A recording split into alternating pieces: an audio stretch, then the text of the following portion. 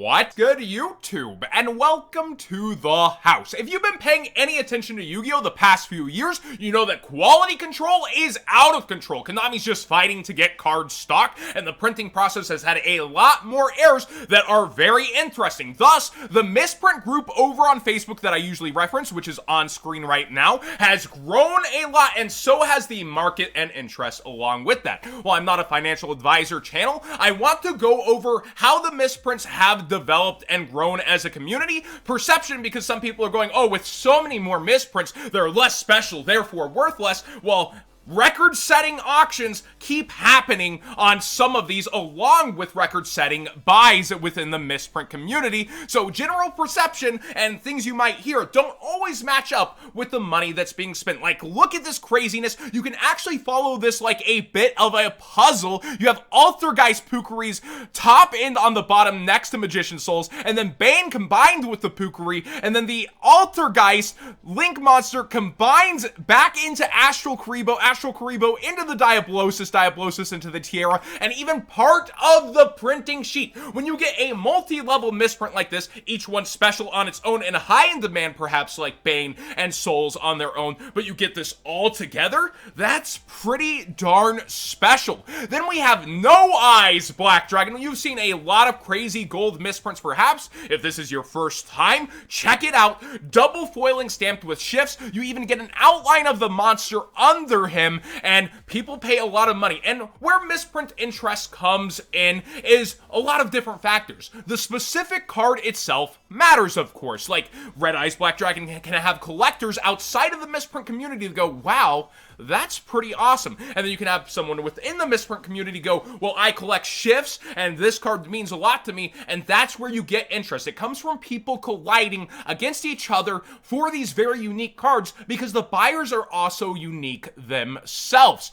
Then you have War Crimes Tenki here with Inkbleed. Inkbleed does happen quite often as well. Not so much in modern Yu-Gi-Oh, but a lot during the Dual Terminal series. You would see blue ink commonly splattered all over Thought Ruler Archfiend, for example. And finally, name shifts. They're somewhat common between sets. Even Rise of the Duels had some at the start, and if you remember, people were sleeping on them, only paying like $10 to $20 more on droplets and talents, and now people will pay like $200 to $300 more. So that perception of misprints are oh so much more common, therefore worth less since they happen lately. No. It still comes down to the specific cards, the interest therefore of the cards, and then the unique collectors that are after them, which that pool has grown a lot. So it has a bit of toxicity in that community. I've been a member of it a very long time myself.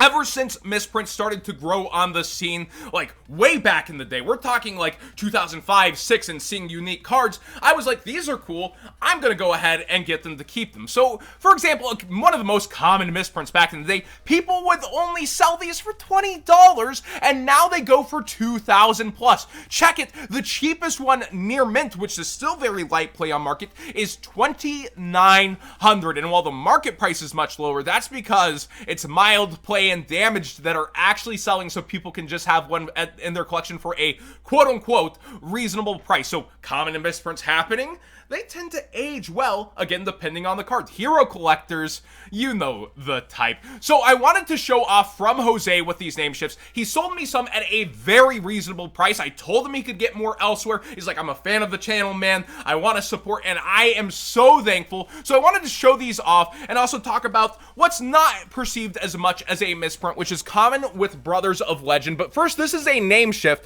that actually has the name have clean cuts into that, and you see it's shiny both in the text box here. I love this camera, and then also towards the border and the top. That's called foil bleed, and Pokemon collectors really chase after that, but not so much in the Yu-Gi-Oh community. What's amazing about this card is there is no actual imprint on the name, which if there's an imprint, that's recreatable by wiping the foiling, but followed up by a huge name shift on this Kragan. I'm a pretty big number collector. We have number 99, which he threw in for me. It slides right into the attribute with the name. It's not as common for it to go sideways, which is pretty darn cool. And then prize card collectors be jelly. This number 89 Diablosis, the Mind Hacker misprint with a very sizable name shift into the XCs. And then performable Karibo. I love my Karibos. I actually love the PCY art. It's one of my favorite of all times. This will go very nicely with them. So that foil bleed aspect, not so much a misprint considering the community, but I've noticed whenever there is foil bleed, especially when it's less common, suddenly the cards start selling at a rate of, oh, I'll pay full price after TCG price on this card and I'll take it from you. It does seem to up demand, even though universally in the Yu-Gi-Oh community as it is, it's not as accepted as a misprint. I feel like with this market, so many people misunderstand how to approach also. Personally, what I see a lot of people mess up with is they'll go in the misprint group and go, what's this valued at? And when you do that, you get competition out the gate of people bidding against each other. But if you don't strike while the iron's hot, people are going to see that so-and-so bid X amount on it, and that's ridiculous, I'm out. So when the actual sale goes up for an auction, well, guess what? Everybody knows so-and-so's already willing to go up to X amount. Why am I even going to bother bidding? And that person is going to end up spending a lot less on your card, and you're going to get less. So initial traction on a misprint can be everything versus that interest. For example, I did see that somebody with this Red Eyes ended up selling it for over $1,000. It's crazy, and it's very much so wanted, but this level of misprint where the stars are double printed, you have the foil shift, that's pretty big in terms of a collectible, especially considering that Red Eyes Black Dragon was half printed in the set as is, less likely to have errors appear on it. So again, in approach towards the misprint community, I would consider the following. What is the unique card you have? Now, what is the misprint? If there's multiple errors, people tend to go even crazier for that. I know there's ultimate rares that are like on the top of the screen on the misprint group, where it's like the wrong foil outline with a shift giving a double thing, how messed up it can be, which is why the gold misprints are so attractive to the misprint collectors, can also be a big selling point. The errors themselves over the cards sometimes, but not all the time. And then that initial traction of interest, rather than letting everybody see who would win and then giving up early. Consider all these factors when selling your misprints, and everybody goes, oh, it just takes the right buyer. That's a terrible phrase within a market, because this with misprints, you are looking for that specific buyer, and there might be several, but again, once you lose that interest, you can lose out pretty big. And again, misprints being common,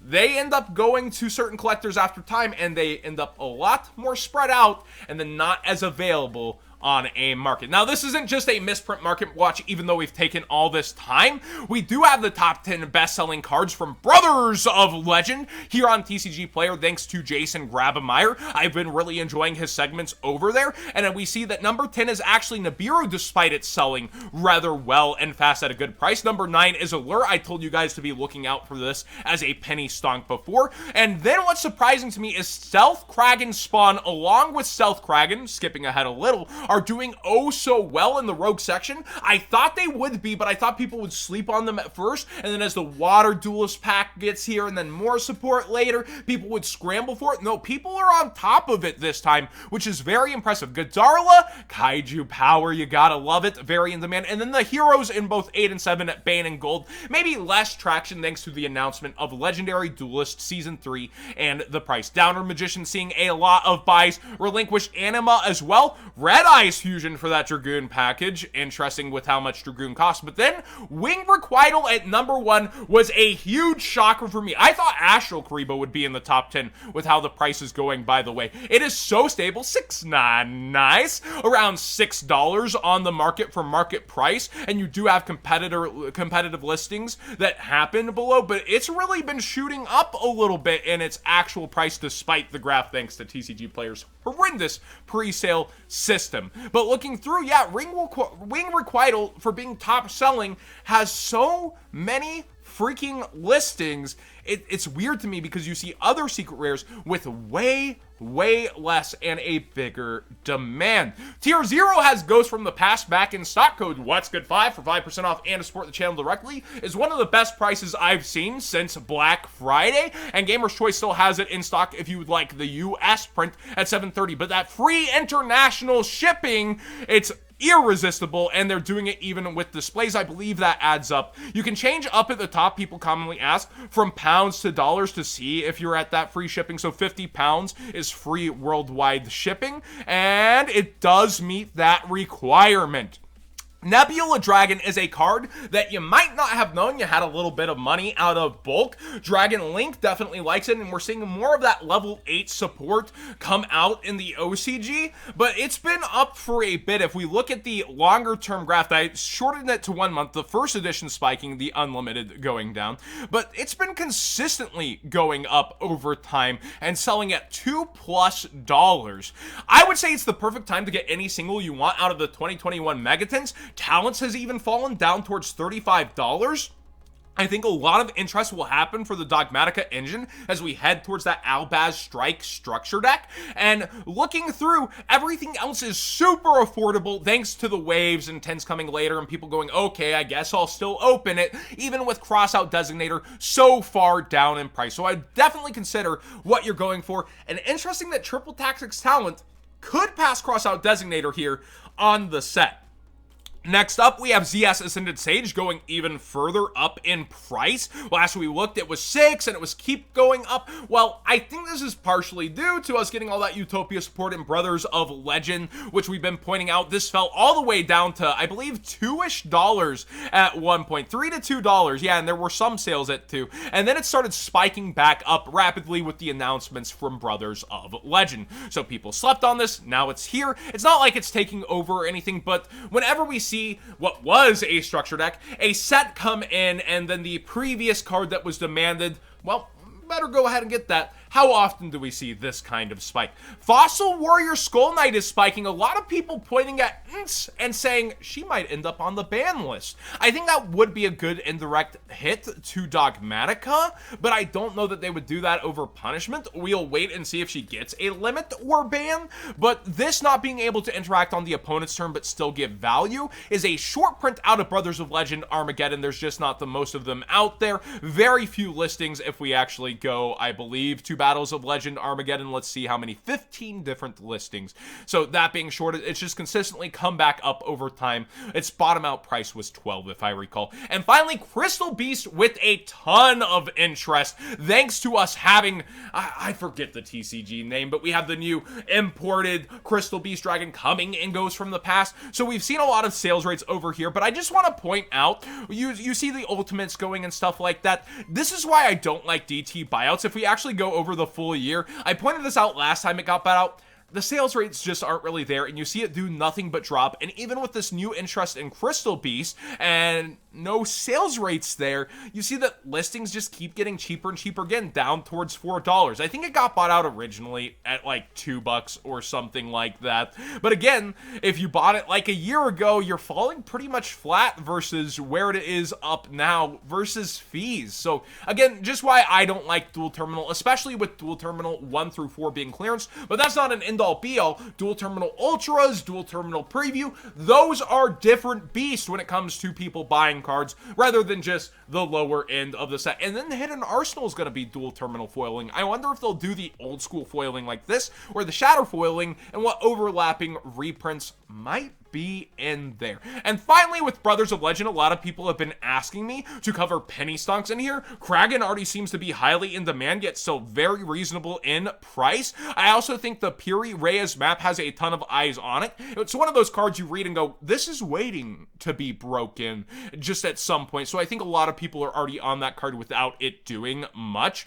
Downward was, with its gold reprint back in the day, down to $1, but I think Zeus might get banned. They're limited before Downward becomes all that more relevant over time. I do personally like stuff like the Utopia Altar Art and the Karibo Ultras within the set, and you notice a lot of them are lower quantity. I'm hearing that they're shorted. I need to get the actual ratios, but like again, 5-star Twilight only has 58 listings. Fan favorite cards do go up over time. Casual doesn't mean broke or uninterested in modern cards. And then finally, looking through other ends of this is a unique art of Utopia, but that doesn't mean that it's going to do the best. But the entire Utopia structure, I think, is about cheaper for the most part than if you were buying 3 structure decks, which is kind of funny. You get it all in holographic just without any cool reprints. Instead, you're in a reprint set. I'm rambling at this point, but when it comes to these, I personally like these kinds of things for number collecting, but it doesn't mean it's going to pan out unless you're diamond handing versus a very long time. So consider your opportunity cost versus the money you're sinking in and those kinds of things. Again, not a financial advisor channel. There's a lot of risk, even with penny stonks, and then margins can be slim depending where it goes into versus your money being tied up for X amount of time. A lot of people take that for granted with penny stonks and just highlight the home runs instead of what people can go through with player brain or collector brain. Like, my player brain says Ice Knight's way undervalued. This card allows you to normal summon a water monster during your main phase in addition to normal summon or set. That's an entire attribute, and yes, it locks you into water, but I think that's perfectly fine and that a lot of people will be on this at some point in time. But that's where player brain can get messed up too, right? Like, when will this become relevant versus that effect? All those sorts of things. Thanks for watching today's Market Watch. Please subscribe if you haven't already. Give this video a thumbs up if you enjoyed the conversations about misprints and quality control and that kind of market, maybe a little more insight than you previously had and things to consider for yourself. I certainly enjoy the misprint market myself, if you can't tell.